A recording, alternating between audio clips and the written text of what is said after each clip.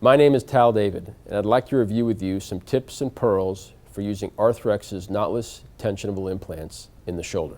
I became an early adopter of knotless tensionable repair once I recognized the advantages that this had over traditional knot tying techniques. These advantages include avoiding knot stack complications, consistent adjustable loop security that doesn't rely on a knot, being able to tension the repair after the implant is inserted, and shorter surgical times. Step 1, making the portals. Step 2, inserting the implant. Step 3, passing the repair stitch through tissue. Step 4, passing the repair stitch back through the implant. And finally, terminal loop security. When making your portal, make sure to insert and tension the implant through the same portal. This can minimize friction as the repair suture is being tightened. Arthrex has provided us with a percutaneous insertion kit for inferior glenoid access. This provides an additional accessory portal and allows for the best radial angle of approach to the glenoid.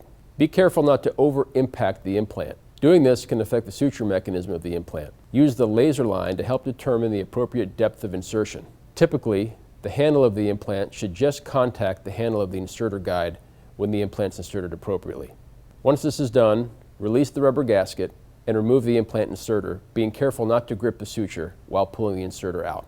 If using the Scorpion passer, use a suture retriever to ensure that the repair stitch is independent of the fiber link before passing the repair stitch through tissue. If you're using a suture shuttling device, retrieve the repair stitch with wire loop. Once the repair stitch has been passed through tissue, use a suture retriever to deliver the repair stitch and the looped end of the fiber link together through the working portal. When passing the repair stitch back through the implant, instead of constant tension, use a tug and stop method of pulling the repair stitch through the mechanism. When passing the repair stitch through the implant, walk down the repair loop as the repair stitch is tightened to prevent coiling, as you see here. Tension the repair loop slowly to prevent coiling and adjust the suture as needed. Ensure that the suture limb is not passing within the repair loop, and if it is, use a suture retriever as shown in the video to pull it out of the loop. Reduce the tissue prior to securing the repair loop. In this case, the labral tissue is reduced to the glenoid as the repair loop is tightened.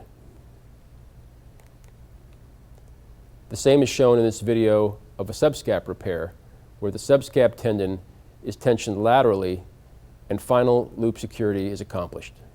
Leave the repair loop somewhat lax until all your implants and sutures have been passed. The passed repair sutures can be docked through alternate portals until all sutures are passed. And terminal tension of each repair suture should be performed through the portal of implant insertion. This video demonstrates the repair stitch posteriorly being tightened, anterior-inferior being tightened, and finally anterior-superior being tightened, adjusting the capsulorrhaphy and keeping each limb intact and tightened through the implant. These simple pearls have helped me manage knotless tensionable technology successfully, and I hope that they'll do the same for you. Thank you.